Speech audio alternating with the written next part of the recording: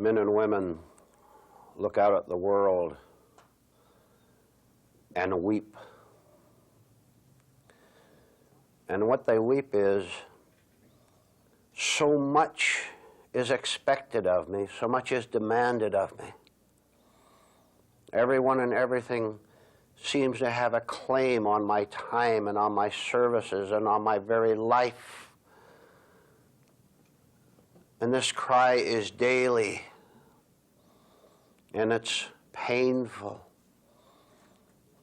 They say, why was this great burden put on me here in this life? Everyone wants something, and I'm unable to deliver it. And even when I do, they want more. There doesn't seem to be an end to the demands upon my whole life and my energy and my finances. Everybody wants something from me. Why?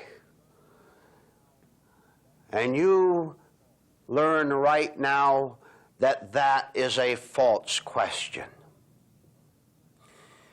It's a question coming out of ignorance, of a lack of understanding of who you are and what you're supposed to be doing here in this world. You know, if you were here to try to satisfy everyone, you can see for yourself it could never succeed, correct? And it never has. Because when you make that cry, in one sense, it is correct. There's no way you can satisfy the demands. There's no way you can give the world what it demands from you. And if you think that you can ever achieve that position by power, by wealth, by security, you are deluding yourself. So what's the problem?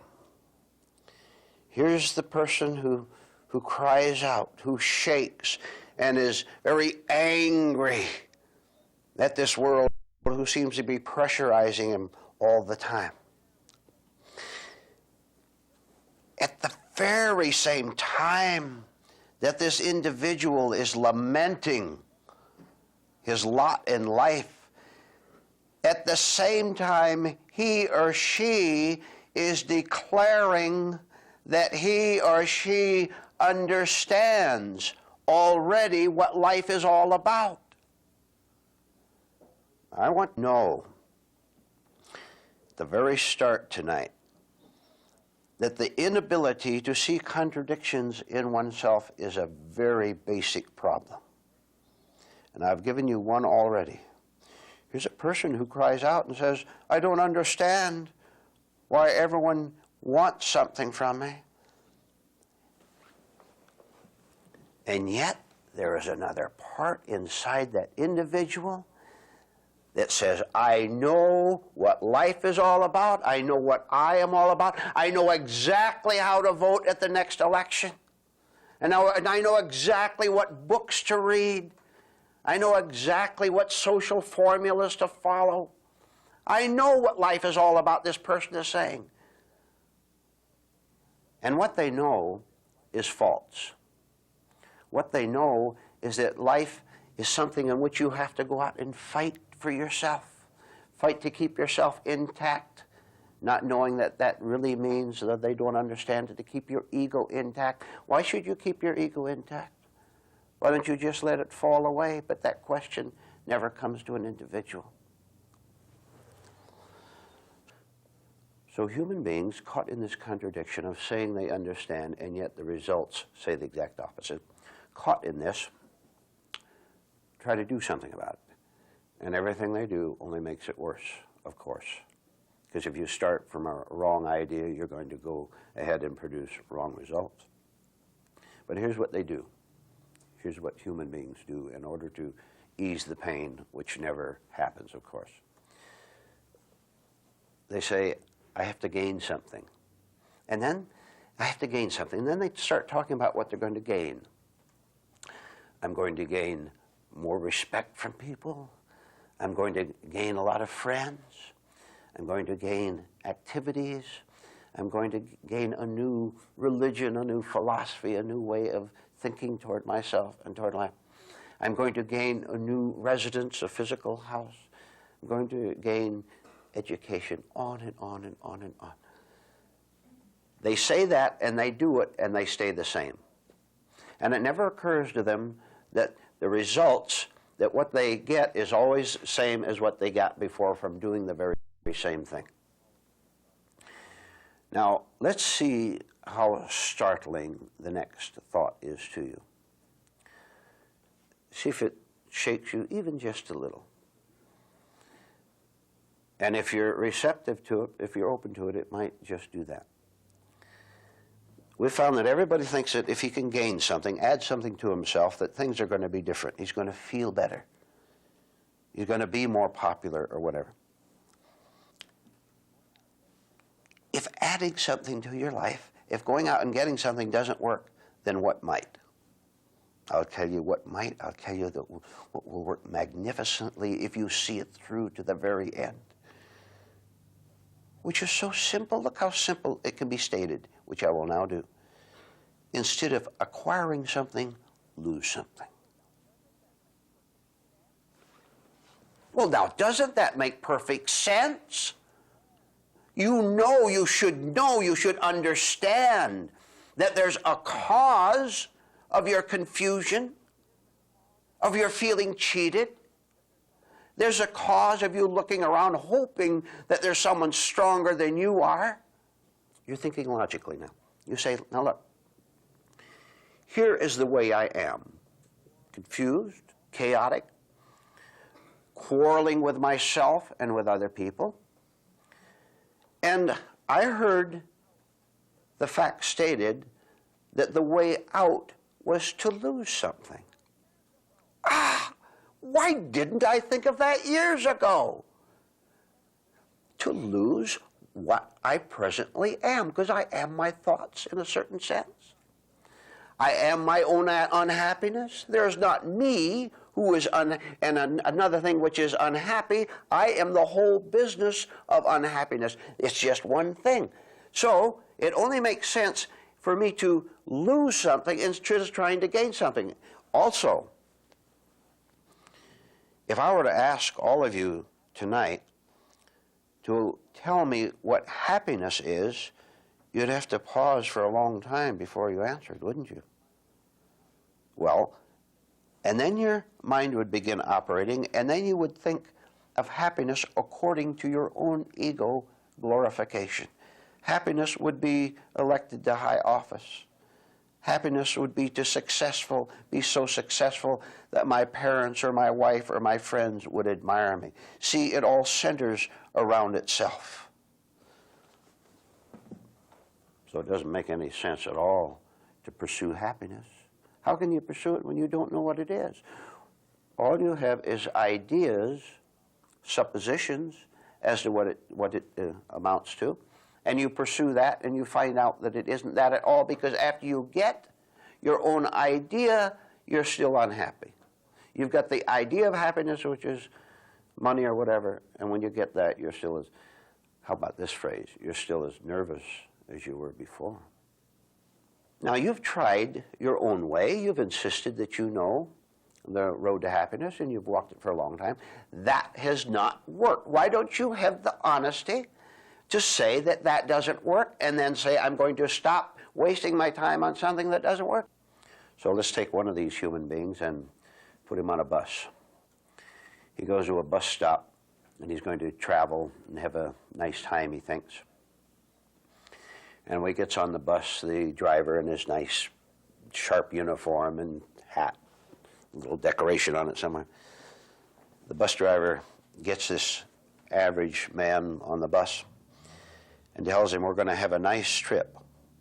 It'll be enjoyable, you can relax, and at the end of the destination, you'll be a happy human being. So he gets on the bus with several other people, lots of other people, sits toward the back where he can see the other passengers in the bus, and the bus starts off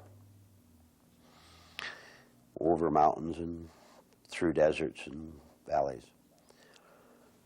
But he's a little tired. He decides to doze a little bit while he's traveling, so that's what he does. He leans back, closes his eyes, and the bus goes on. And as he dozes, he begins to notice that the bus is, after a while, the bus begins to move a little faster than it seems necessary. And notice that there's sudden jerks and pulls as the bus seems to be going around the corners a little too sharp. But he's in the habit of dozing already, and so he keeps dozing. And we're talking about human beings on their journey, you understand that? So after a while, one of the other passengers gets up and comes over and whispers something to him. And what this passenger whispers is, "You better see who's driving the bus." But he's still dozed and tired, so he doesn't pay any attention. And he knows that increasingly the bus is going much, much wilder than before. In fact, he's beginning to get a little worried about it. "Aren't you worried about the way your life is speeding along that highway? You are, and you know it." Aren't you? You'll have to admit it. Look, you're dozing in the bus, hoping to keep out the awareness of that something is going wrong. But you can't sleep, can you? You don't sleep very well, do you? Something keeps haunting at your mind that there's something wrong with the trip, with the life. Well, our passenger continues to doze, and a little later, another passenger gets up and whispers the same thing to him. He says, "You better see who's driving the bus." And he doesn't understand that, so he goes back to sleep. After a couple days of this, he notices that all the people who had warned him about the bus driver have disappeared. They've got off the bus in some way. And this scares him a little bit more. He doesn't understand what is happening on the trip any more than human beings understand what is happening in their life trip. And so they go to sleep, spiritual sleep. Finally, one last man gets up and says to him, "You better see who's driving the bus." Finally, he can't take the uncertainty anymore. He doesn't want to go to sleep and pretend that all is well. So he gets up and he goes to the front of the bus, and what he sees is a wild-eyed hijacker who's taken the bus over. And now he understands why the trip was so rough and why he was in danger, so he waits till the next stop and slips off himself and gets over that trip. An awful lot is said in spiritual teachings about the necessity of waking yourself up instead of leaning back and dreaming that all is well. Dreaming and trying to assure yourself that your ways are going to bring you out safe at last. Haven't you ever inspected your own life enough to see through that fallacy, that folly, that all is well? You know that it isn't well. And when the truth comes along and tries to tell you different, you push them away and say, "Let me sleep," and you go back and doze.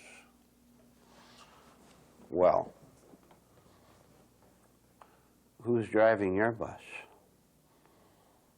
What wild-eyed maniac has taken over, and you have surrendered your right to drive through life as you wish? You've sold it all for temporary sleep, temporary comfort. I'll tell you, learn whatever you do before another day goes by. Learn what it means to deliberately, consciously, voluntarily arouse yourself out of your sleep. You are in it. You are in it, and you don't know it. Something about you knows it. By the way, your friends sense it. They don't understand what's going on, but they know it because they see you operate throughout your day. They hear you unable to stop talking. They see the wildness in your eyes.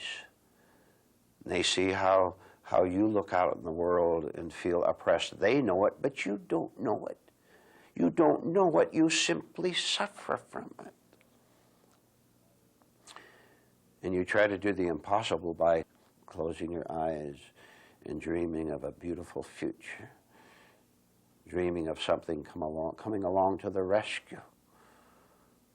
Why don't you do what I'm going to illustrate for you right now? Do it spiritually, psychologically. Why don't you straighten up in the bus? Fight the sleep! Fight it by straightening up, opening your eyes, looking around. Look out that window and see where you are. You're on the edge of a cliff. Don't you read in the newspaper or see on TV every night that people go over the cliff? That is, they suffer some kind of a disaster to themselves. You study now, long and hard, what I've just illustrated to you. The idea of arousing yourself out of your... And it will hurt. I am telling you, it will hurt because you're not used to waking yourself up. You're used to laying back and just dreaming. And when you begin to shatter a dream, the dream itself screams in protest, do it anyway.